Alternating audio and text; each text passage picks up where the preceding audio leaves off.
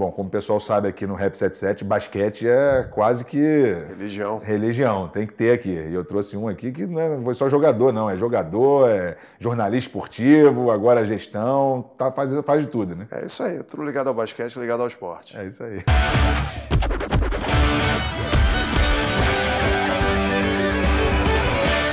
Então, cara, conta um pouco, porque você jogou muito tempo basquete, depois conseguiu seguir numa função que não é todo mundo que gosta de fazer, né? Que é para jornalismo esportivo, teve programa de rádio, né? TV. Foi TV também, e agora com gestão, quero que você conte um pouco da tua... Eu comecei muito cedo.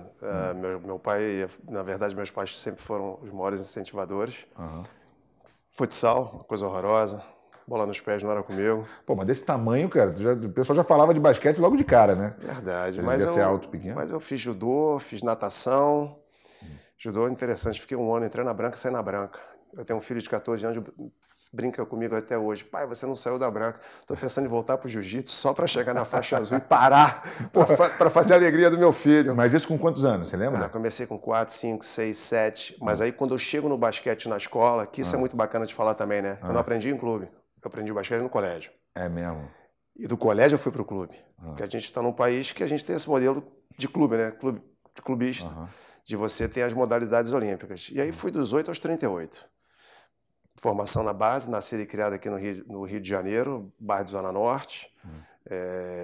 Pai advogado, mãe dona de casa, o irmão mais novo. E foram 30 anos de maneira ininterrupta jogando basquete, com várias passagens, né? Clubes do Rio. Haja história, né? Estava já no Corinthians de São Paulo, juvenil, seleção brasileira, às vésperas para disputar um Mundial. Peraí, mas só para voltar antes, rapidinho. Você com que idade que você...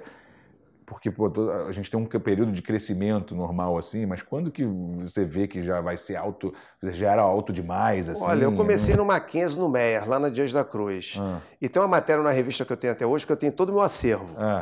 E dizia assim, Alexei é um talento raro, nato, que caminha facilmente para uns 1,70 m já quase aos 11 anos de idade. Então aquilo ali é a minha referência, que eu lembro, que eu já estou com 50, então com 11 eu já tinha quase 1,70 m, eu acho que ali já era um indício do que eu ia ficar grande. Eu tô com 1,78 m, pô, tô com 40, com 11 anos, cara. Mas o legal foi que, quando eu saí do Mackenzie, eu depois fui pro Vasco, e é bom falar isso também, né?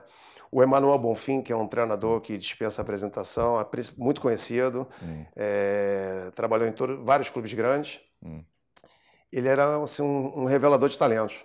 Então, em 83, quando eu estava no Vasco, jogando nas categorias de base, eu jogava o sub-16, eu jogava infanto, juvenil e adulto. Ele me promoveu para o adulto, para o time profissional com 15 anos. Caramba. E eu faço aniversário em novembro. Isso não é normal em basquete, não. Hoje não é muito normal. Não, e outra coisa, jogando, né? Não era para completar o time, o banco. Ele botava para jogar todos os jogos, lógico, não era titular, era uma promessa, um talento, mas ele me colocava todos os jogos, a exceção da final que eu não participei, e a final foi contra o Flamengo no Maracanãzinho, e eu fui campeão estadual adulto com 16 anos. 16 anos. Aí, no ano seguinte, eu acabei indo para São Paulo, voltei, eu sei que com 17 para 18, eu estava jogando no Corinthians de São Paulo. E também fazia parte dessa equipe adulta do Corinthians com idade juvenil. Mas, de novo, porque merecia. Claro. É questão de merecimento. Com essa idade, você foi muito merecedor mesmo. E a gente vê jogadores sendo draftados para a NBA com 18 anos. É isso que eu ia falar. Há uma polêmica danada com isso, né? Que muita gente é até contra, né? Acha que eles deveriam ficar mais um ano na faculdade e tal. Porque você vê muito no futebol, com 17, 16 anos... hoje em dia os garotos já são profissionais, mas no basquete não é uma coisa muito, né? Mas se você fica mais um ano na faculdade, você tem uma lesão séria que pode comprometer a sua carreira. Como é que fica depois? E com o dinheiro que você ia receber com o teu primeiro ano de contrato, que são 3, um mínimo que você pode receber, você faz quantas faculdades você quiser depois. Então, dependendo do lado... O Brasil já está assim também, quer dizer, com basquete, porque o que a gente fala no futebol, garoto com 15, 16 anos, ele já tem empresário, ele já tem, até antes, com 13 já tem empresário, dependendo do nível de talento dele. E aí existe uma proteção para exatamente isso, para não acontecer lesão, para não ter... E aí já faz um contrato, às vezes, profissional muito cedo, né, para poder resguardar o garoto e tal. No basquete, eu nunca tinha ouvido falar nisso, que um garoto com 15, 16 anos já tem sabe, contrato adulto e tal. Não sei se isso aí é uma coisa... Você tem, sim, hoje um mercado no basquete no Brasil com vários empresários, com vários agentes, detectando, vendo os potenciais talentos para poder trabalhar e desenvolver a carreira desse atleta. Eu, particularmente, fui durante um período, durante 7, 8 anos, antes de ir para os Estados Unidos, trabalhei com isso. Então, você fica na captação de talentos, de recrutamento desses potenciais atletas, mas aí a gente esbarra em outro problema, porque, infelizmente, a realidade é que temos pouco talento. E por que temos pouco talento? Porque temos poucos jogadores. Mas por que poucos jogadores? Porque temos poucos clubes. Então, o cenário hoje ele é muito preocupante por conta disso. O basquete já foi o segundo esporte, o pessoal é apaixonado, NBA. Eu te faço uma pergunta. Embora aqui o entrevistado seja eu. Aqui não tem entrevista.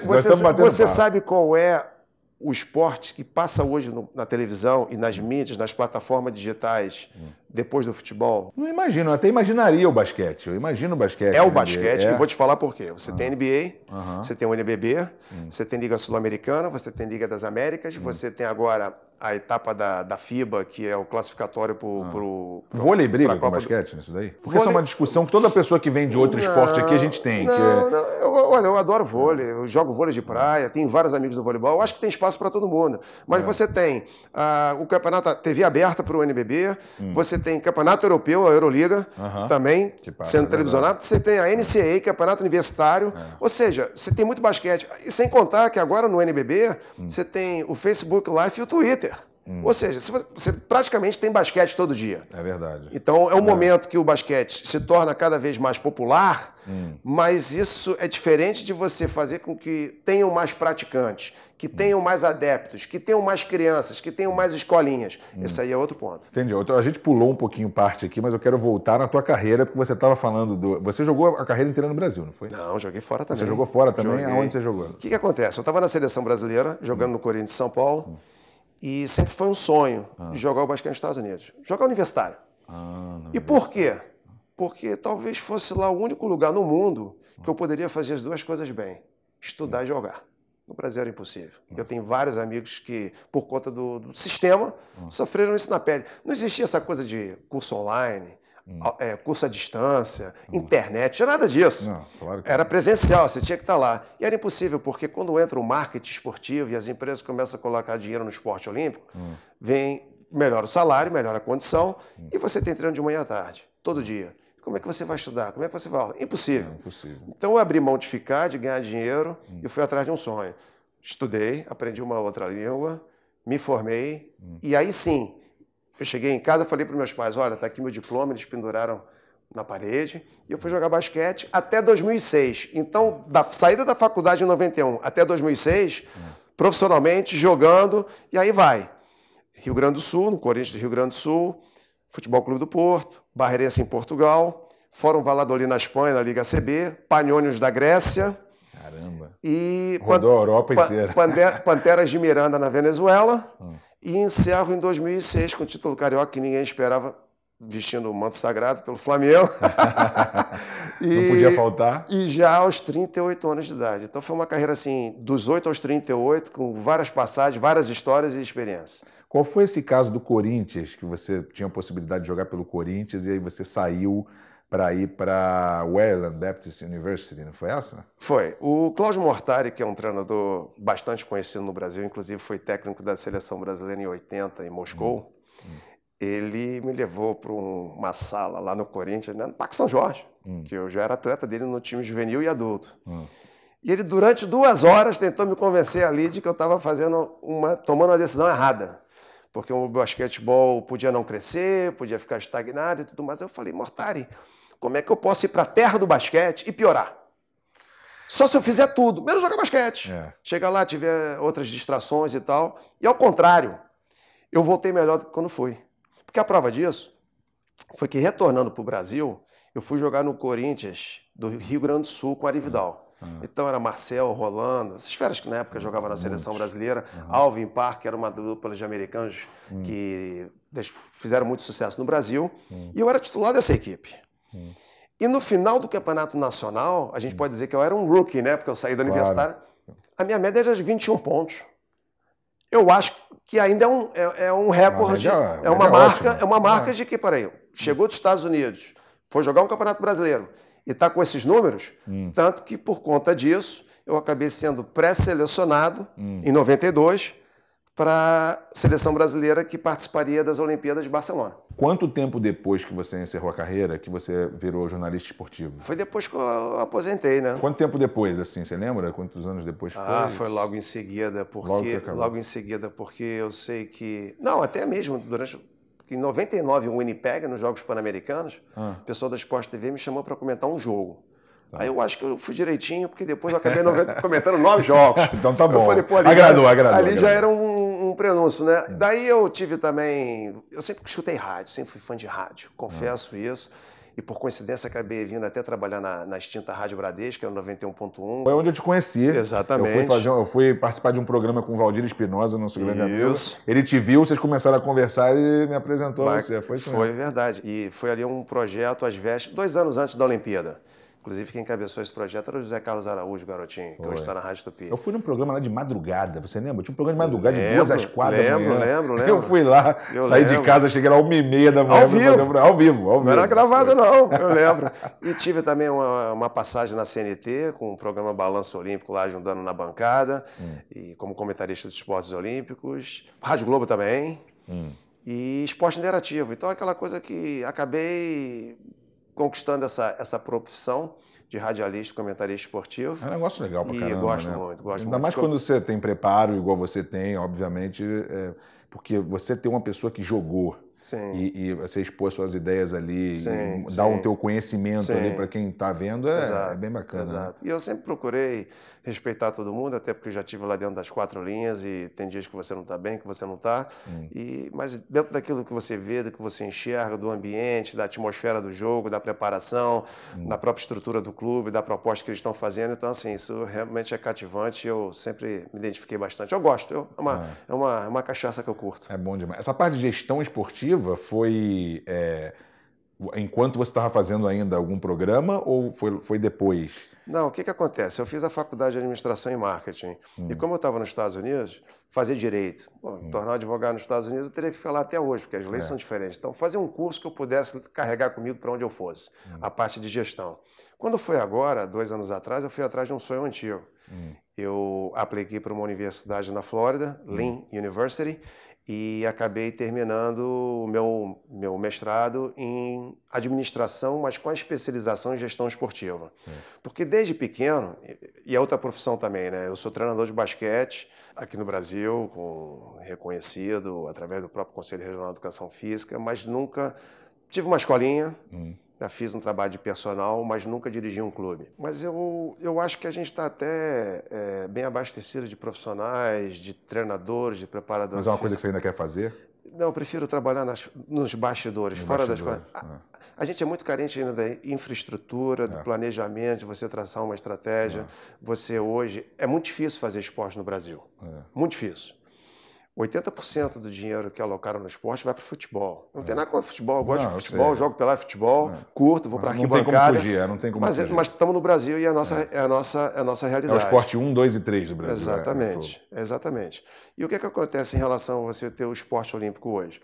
Se você não tiver economicamente saneado, com as suas certidões negativas de débito em dia, você não consegue ser o proponente dos projetos incentivados, que seja Ministério do Esporte, Lei Federal, ICMS, Lei do Estado do Rio de Janeiro, de você, pelo menos, brigar por esse recurso. Comitê Brasileiro de Clubes também, a CBC. Então, você tem fontes de custeio para poder viabilizar e você tocar o teu projeto. Basquete, voleibol, seja lá o que for. Mas como é que se faz isso? Como é que a gente chega lá? Alguns clubes conseguiram e estão fazendo. Apesar das dificuldades, estão conseguindo se manter, são autossustentáveis. Vamos pegar os clubes de futebol. O futebol, sempre que foi o carro-chefe e que traz a receita para o clube, sempre sustentou as modalidades do clube. Claro. Então, quando o futebol ia bem, o basquete estava recebendo. Todo mundo fica bem. Hoje não. Dependendo do clube que você entra, a conta do futebol é uma, do departamento de futebol está separada, a conta do esporte olímpico é outra, a verba do basquete é bacana. Está funcionando. Mas de que maneira isso se aplica no país inteiro? Todos os clubes estão assim? Você conta nos dedos. Então, para o universo de clubes que nós temos, para pouca quantidade de atletas, como é que a gente aumenta isso? Como é que a gente muda esse cenário?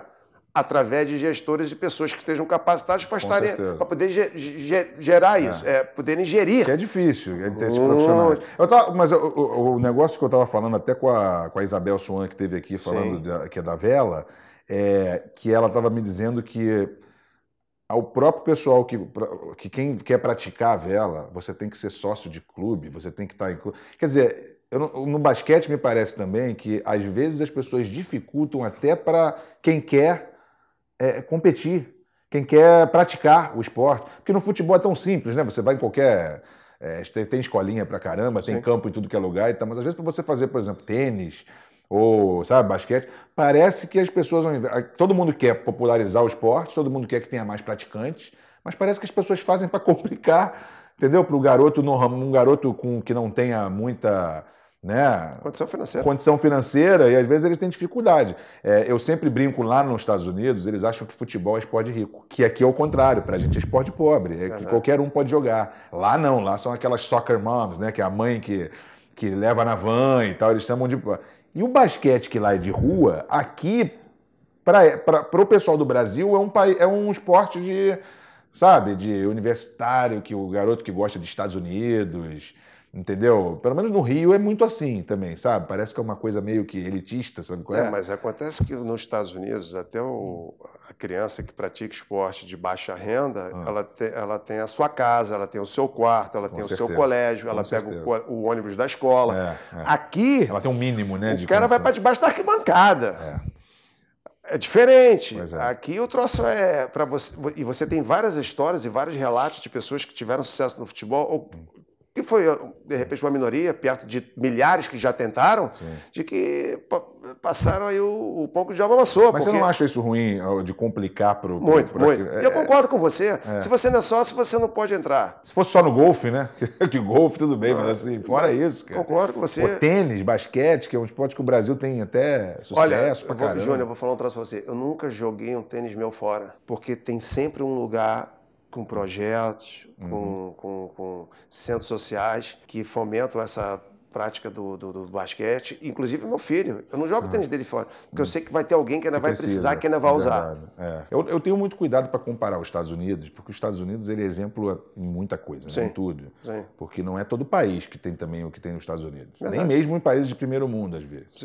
Né? Só que o que você falou é engraçado, porque o mínimo, que é a casa... meu pai fala que ele foi pro Japão jogar depois de, 30 anos de carreira. Chegava lá os garotos de 17 anos no clube, todo mundo de carro, todo mundo de celular, todo mundo... Ele falou, eu demorei, 10, 15 anos jogando pra caramba pra ter um carro bom, pra ter... Aqui todo mundo tem, porque eles não dão valor a isso. Eu levei 18 anos pra ter um ar-condicionado no meu quarto.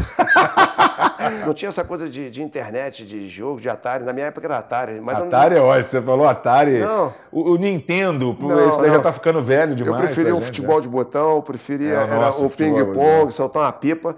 E a minha distração era a bola. Era ficar com a bola, era jogar. Nas férias. O que você fazia nas férias? Eu ligava para os amigos, vamos lá no clube hoje, vamos na gata, fazer o quê? A gente bate arremesso, depois faz 2 contra 2, 3 contra 3. Então a distração, o lazer era jogar basquete. Eu acho que eu também cheguei onde cheguei por conta desse contato. E para você chegar onde chegou, passou por uns maus bocados aí.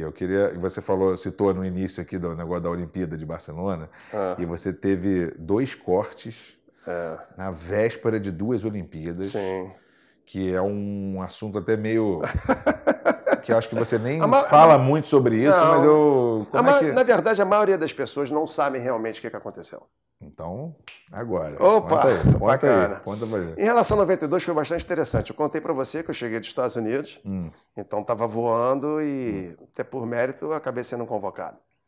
E foi muito interessante, porque, de acordo com a programação, quando a gente se apresentou, né, a gente recebeu um programa de treinamento. Nós vamos ficar 2 semanas em Santos, depois 2 semanas no Guarujá e vamos definir os 12. Falei, bacana. O Oscar estava nessa seleção, mas ele ainda estava na Europa, não tinha chegado ainda. Acho que se não me engano, o Israel, o pivô, também não tinha chegado. Eu sei que um grupo de 18, quando tivesse todo completo... Foi do Dream Team da NBA. Foi 92. Mas nessa primeira etapa, nós éramos em 16. Faltavam 2 jogadores que jogavam fora do país, chegar para fechar o grupo 18. E aí, como eu te falei, definir os 12 para ir para a Olimpíada. E a gente treinava sempre em dois turnos, né? De manhã e de tarde, manhã e de tarde. Segunda-feira, 2 treinos. Terça-feira, 2 treinos. Quarta-feira, treino da manhã. Eu arrebentei com o treino. E a gente chegava no treino, almoçava, tomava banho, ia pro quarto, dormia. Naquela hora de estar dormindo e tal. Alexei, vai lá no quarto do treinador que ele quer conversar contigo. Aí fui no quarto. Alexei, o plantel está muito inchado, tem muitos jogadores, a gente precisa dar uma enxugada, fica mais fácil de olhar, de observar. Falei, mas pô, estamos 16. Quer enxugar o quê? Para 10? Para esperar os 2 que vão chegar? Ou seja, não entendi muito o recado. Ou seja, eu fui dispensado ali. Mas se você quiser ficar treinando até o final da semana, então, não, providencia minha passagem. Se você quiser ficar treinando. Para treinando, mas já cortado, ou seja, não faz me sentido. dá minha passagem que eu vou embora, tudo bem, sem ressentimentos. Ou seja, daquilo que eles tinham apresentado no primeiro dia da apresentação, mudaram com 3 dias depois e, por coincidência, depois de eu ter feito meu melhor treino. Então, isso aconteceu, eu estava com 24 anos, e eu até achei o seguinte, pô, se eu for o 12º jogador dessa seleção, por aí, nós temos a possibilidade de tê-lo com 28 em Atlanta daqui a 4 anos, que já com uma base de uma experiência de uma Olimpíada. Mas isso e depois eu vou chegar na outra, mas isso aconteceu, e vou te falar também. Eu ia te perguntar se você, por que você acha que isso aconteceu? Porque quando você falou que foi o melhor coletivo seu, que você jogou bem, não tem muita explicação. Eu vou te contar. A explicação vai agora. Manda bala. A seleção brasileira, isso não foi da minha época, não. Isso foi umas 3 gerações na frente, que na década de 70, 80, jogadores chegavam na seleção brasileira e se eternizavam. Então, vamos dar um exemplo para você. Você já viu alguma Copa do Mundo, o terceiro goleiro ia 3 Copas para ser o terceiro goleiro nas 3? É difícil, né? Você acaba vendo... Vamos dar um exemplo. O Neymar foi o quê? A segunda Copa dele agora? Segunda Copa, foi. Mas é o Neymar. Então, assim, o Giovani e o Maurício foram bicampeões olímpicos. São os destaques do time. Mas era lá em Barcelona e depois em Atenas, mas foi... Estão falando de 2. Naquela época, o basquete blindava 10, 8 jogadores que não entrava ninguém e não saía ninguém. Então, você teve vários jogadores de seleção brasileira de basquete que se eternizavam. E aquilo era vantajoso pelo seguinte, quando você estava na seleção brasileira, você tinha, consequentemente, um dos maiores salários do basquetebol brasileiro, porque você joga na seleção brasileira, você vai jogar no seu clube, você recebe bem. Então, jogar na seleção brasileira era uma valorização para você ter um bom salário. Mas a tua presença na seleção brasileira não queria dizer que você era o melhor jogador daquele momento. Porque a seleção brasileira é momento e é merecimento. Só que, encabeçado por alguns atletas, eles se fechavam de uma tal maneira que você já sabia que era o time. Quando haviam as convocações, quem era do meio e já sabia disso, aí, te digo os 3 armadores, os 4 alas e os 5 pivôs. De repente, a dúvida era no 12º. Então, isso aconteceu comigo em 92. Mas isso me parece, do que você está falando, porque o treinador era o mesmo? Não. Em alguns casos, sim, e eles se permitiram isso. Tá, mas isso vinha de cima? Isso vinha acima do treinador? Não, isso vinha dos próprios jogadores mesmo. Eles fechavam ali e pronto. O jogador... Sim, mas aí se você tem treinador para isso, para cortar, para tirar... Easier said than done, né? A gente... Porque o treinador vê que às vezes... Não, aqui quem manda sou eu que convoco, eu que corto, tal, não sei o quê. Tudo bem. Alguns realmente fazem isso. Outros não. Outros é só da boca para fora. Deixa o jogador tomar conta. O quê? Eu já joguei em time que, pô, treinador... O melhor jogador ia lá... E outra coisa, eu vi vários treinadores que, dependendo de quem fosse o jogador que ele tivesse na mão, se assustava. E não queria bater de frente. E saía pela tangente.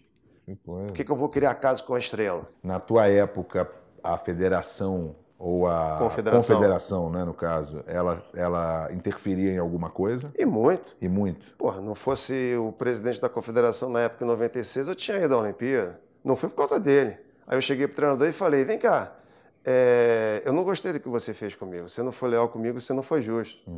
Aí ele falou, mas eu não tô tão bravo contigo, não. Eu falei, como assim? Porque eu sei que não foi você que me cortou, foi o presidente.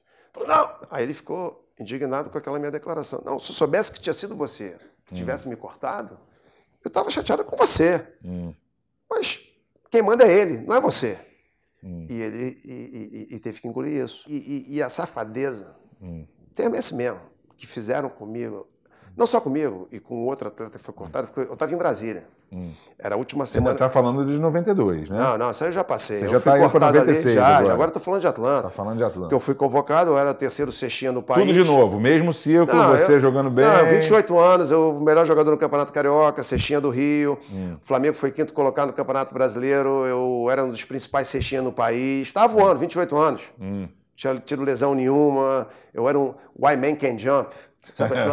Lembra do filme? Can Jump? O meu caso era o contrário, eu pulava a beça, saltava a beça, ou seja, eu estava ali na plenitude. E não tinha como não ser convocado. Mas a minha convocação foi para dar um cala-boca, porque a repercussão da não convocação... ou seja, vamos cortar, mas já está rifado, e foi o que aconteceu. Porque em Brasília, treinando na última fase para definir os 12... Eu lembro que a gente estava no hotel e tinha um café da manhã com Fernando Henrique Cardoso para recepcionar a delegação brasileira que ia para Atlanta. E diversas modalidades. No hotel, chegam 12 ternos, que seria o terno que seria usado na abertura, no desfile da abertura. E éramos 14 jogadores. Ou seja, 2 ternos... Não chegaram. Um você já sabe de qual foi. O meu e o do Douglas. E poucos dias depois, definiram os 12 e cortaram os últimos 2. Você quer adivinhar quais foram os 2 jogadores cortados? Alexei e Douglas, que por coincidência os ternos não tinham chegado. Então, não sei nem se devia estar usando esse termo, mas eu vou ficar à vontade aqui, porque Pode eu estou à vontade. Falar à vontade aqui. Uma sacanagem que fizeram comigo e com o Douglas. Sacanagem não digo nem tanto do corte, da maneira como cortavam. Da maneira como foi, né? Cansaram de convocar os jogadores, o jogador está lá, correndo risco de se machucar, perdendo tempo, e já estava rifado, já estava cortado.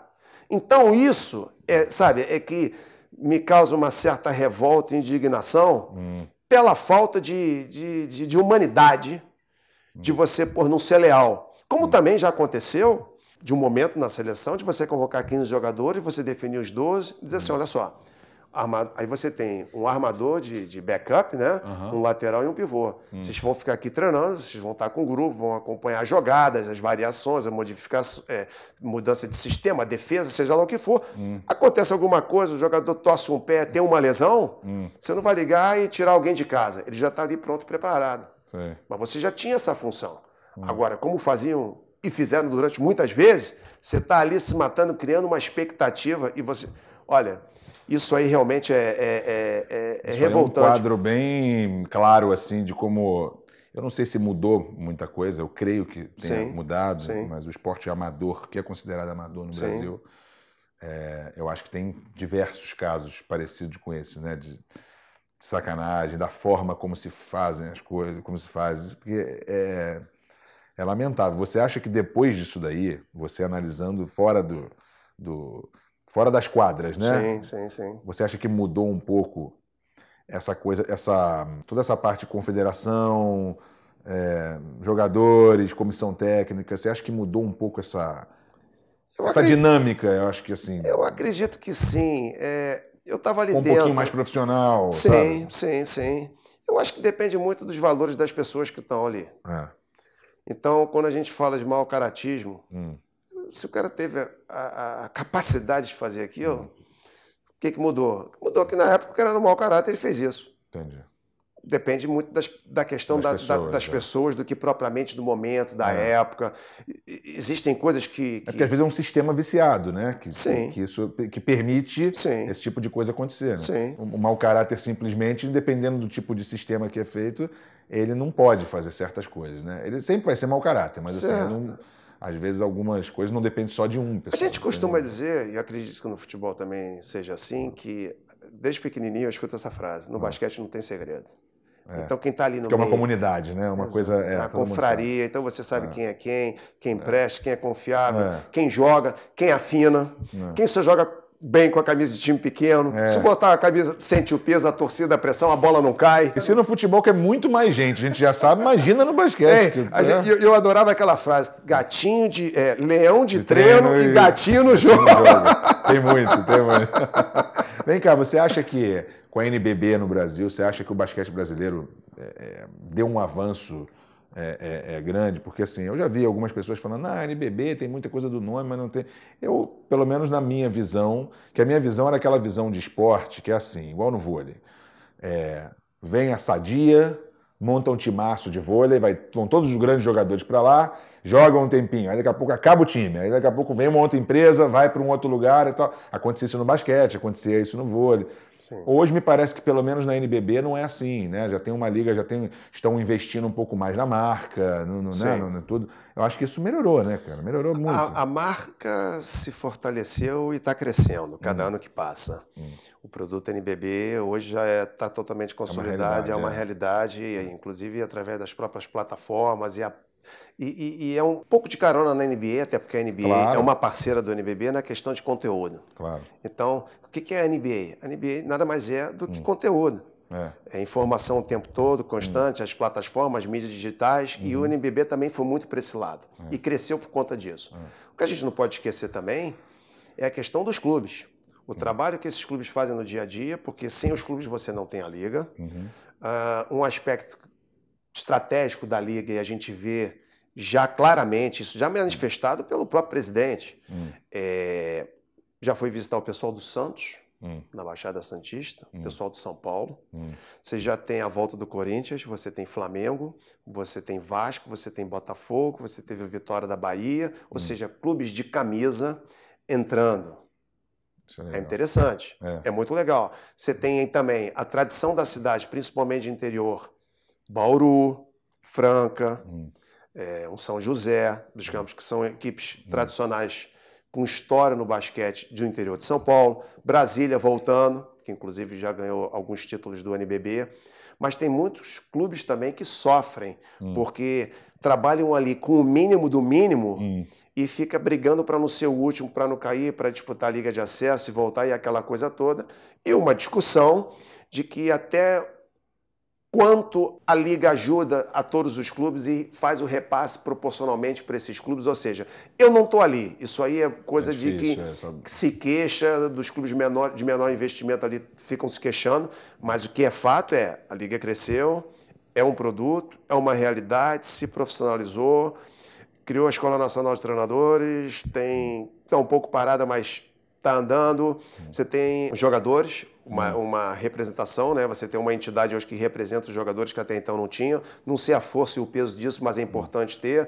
Você tem a arbitragem. Nos Estados Unidos eles brigam com a Liga em relação a tudo, né? Direito de imagem, direito de TV. Exatamente. Tudo, né? Você tem a arbitragem unida, coesa, cada ano que passa se qualificando, se profissionalizando, não só na questão física, mas na questão técnica também. Então, assim, é um momento, mas como eu te falo, quando a gente fala em seleção brasileira e NBB, é a ponta da pirâmide. A base da pirâmide... eu ia te falar isso agora. A minha grande pergunta é se a base é que tem que ser fortalecida. Essa a minha opinião... Base, porque a base, o nome já diz, né? É a base de tudo. Você não revela talentos, você não faz nada sem você dar oportunidade para os garotos que sabem jogar, que querem jogar, né? Que precisam jogar. E isso tem que ser, de certa forma, facilitado e melhorado. Não só o basquete, qualquer outro esporte. Até para o Brasil competir numa Olimpíada. Sim. A gente comemora, às vezes, números em Olimpíadas que não condizem com o tamanho do Brasil, né? Países do mesmo tamanho que o nosso têm muito mais medalha do que a gente. E isso é um pouco a reflexão, um pouco um espelho da base, né? Eu vou dar um exemplo para você. Eu acompanho o Campeonato Carioca de base. Você tem categorias hoje, sub-14, sub-15, que você às vezes tem 7, 8 equipes. Então, se você olhar estadual, se você olhar esse universo de 12 atletas por equipe, estamos falando aí de 100 atletas num estado de quanto? 7, 8 milhões de habitantes? Você só tem 100 garotos de 14 ou de 15 anos jogando basquete num estado com 7 milhões. Tá, e onde é que estão esses jogadores? Na capital. Mas região serrana, nada. Sul Fluminense, nada. Interior, nada. Ou seja, é tudo na capital, é tudo na capital. Então a gente tem um problema seríssimo hoje na base. E vou um pouco mais além. Eu sou um pouco repetitivo, já falei isso diversas vezes, mas é aquilo. Os dirigentes, as federações, confederações, eles têm diversos problemas para cuidar no seu dia a dia. E eu entendo isso. E tudo envolve recurso, dinheiro, aporte. E são tantas prioridades, são tantas coisas importantes que eles precisam cuidar e tratar, que às vezes eles não conseguem arrecadar o suficiente para realmente colocar isso da maneira como deveria ser colocado na base. A começar, por exemplo, do Rio de Janeiro. É muito engraçado, meu filho jogou futsal 5 anos. Você jogou futsal, você jogou campo, futsal. A maioria das pessoas jogou futebol, jogou futsal. Aí eu brinco com o seguinte, como é que você sabe tanto? Você tem a Federação de Futsal do Rio de Janeiro, você tem a UFSERJ, você tem a Liga Metropolitana, você tem a Rio Futsal, aí você tem Série A, Série Ouro, Série Prata, Série Bronze. E aí, se você for jogar campo, então você hoje tem um garoto de 8, 9, 10 anos, espetinha, mamadeira, sub-11, se ele bobear, ele joga 50, 60 jogos por ano. E isso você botando o pé no freio para ele não jogar 70 e 80. E isso com todo mundo reclamando de apoio no futsal. E outro detalhe, jogando só sábado e domingo. Eles não jogam dia de semana porque tem colégio e tem treino. Vamos levar esse cenário para o basquete. Não tem campeonato sub-10, sub-11, sub-9. Acho que até tênis tem, cara, né? Nessa idade de torneios no Brasil inteiro. Como é que o basquete não tem? O atleta é federado no basquete hoje no Rio de Janeiro quando ele está com 13 anos de idade. Meus pais, quando vão aos jogos, Júnior, eles ficam olhando assim, meu filho jogar que está com 14, e eles veem uns erros, umas coisas assim, né? Aí fala, mas é diferente, né? Porque eu tô falando de 40 anos atrás, quando eu tinha a idade deles. Só que quando eu tinha a idade do meu filho, eu já tinha 6, 7 anos de basquete. Eu já tinha ido jogar em Belo Horizonte, no Mineirinho, com a seleção carioca, que a gente foi inaugurar o ginásio em Belo Horizonte. Ou seja, já tinha pego seleção carioca, já tinha sido bicampeão carioca mirim, já tinha pego seleção. Hoje o garoto com 13, 14, está fazendo os primeiros jogos da vida. Tem alguma coisa errada aí, não tem? Por isso você não pode culpar o garoto porque ele vê NBA o dia inteiro, né? E aí ele tem um sonho de ir para os Estados Unidos, ele vê a realidade que é o Brasil, ele quer pular etapas, né? Ele quer pegar e estudar nos Estados Unidos mais cedo para ter uma oportunidade às vezes. O que tem condição, pelo menos, consegue fazer isso, né? Exatamente. Agora, falando em NBA, para terminar aqui, você é San Antonio Spurs, é isso mesmo? Eu gosto, eu estudei no Texas durante 4 anos. Sou um pouco saudosista, porque eu estava vendo aquela foto ali, né? Com o Bird, o Parrish, McHale. Aí falta ali o Danny Ainge e o Dennis Johnson. É isso aí. Para formar o quinteto. Aí do outro lado. Já tinha um Bill Walton na reserva em 86. Sim. E você tinha o Casey Jones no banco comandando a equipe. É brincadeira. Aí do outro lado, no time amarelo, você tinha Michael Cooper, Byron Scott, Kareem Abdul-Jabbar, Magic Johnson e James Worth. E você tinha Pat Riley no banco. Tá faltando um aqui, que tá ali, que é o Paul Pierce, Kevin Garnett, Ray Allen, só isso. Mas o que mudou bastante é o seguinte, naquela época, a NBA, a gente era Boston e Celtics. Boston e Lakers, Celtics e Lakers. Perdão, Boston e Lakers. Era Boston e New York Knicks. Hoje não, hoje o pessoal fala Kobe e LeBron. Hoje é Kobe e Kevin Durant. Você acha que os jogadores estão acima da franquia, é isso? Mudou. Eu acho que mudou. E mudou também a maneira de se jogar. Hoje é um festival... Naquela época eu acho que meio que salvou... Todo mundo diz lá que salvou a NBA. O Larry Bird com o Magic Johnson e a rivalidade Celtics e Lakers foi a que deu o boom, né? Que a liga andava sempre mais ou menos, né, nos Estados Unidos, e de repente, com a rivalidade Celtics e Lakers, fez o basquete virar uma coisa muito popular nos Estados Unidos, aquela rivalidade dos times e dos dois, né? Sim, mas tecnicamente eu acho que o basquete era mais gostoso daquela época do que hoje. Bom, agora você vai ficar aqui no Brasil direto, né? Então vai participar de mais programas aqui com a gente. Será um prazer falar de basquete, NBA. O que você trouxe aí? Olha, não, tem uma surpresa aqui pra você, ó. O que é isso aqui? Abre e vê. Vou abrir no ar. Peraí, vou abrir no ar. E o bacana é que não foi nada combinado. Eu tava aqui escondido debaixo da cadeira. Deixa eu ver. Eu trouxe uma camisa da universidade que eu terminei agora, meu MBA. Olha aí, rapaz, dos Estados Unidos. Fica lá em Boca Raton, Lynn University. E aí, ó. Isso é bonita. E a cor? A cor, mais perfeita do que isso, não tem, né? Tem várias cores, não sei porque eu trouxe essa aí. Não sabe por quê, não sabe por quê. Meu amigo, obrigado. Você vai voltar mais vezes, como eu te disse, para fazer aquela roda com a temporada NBA.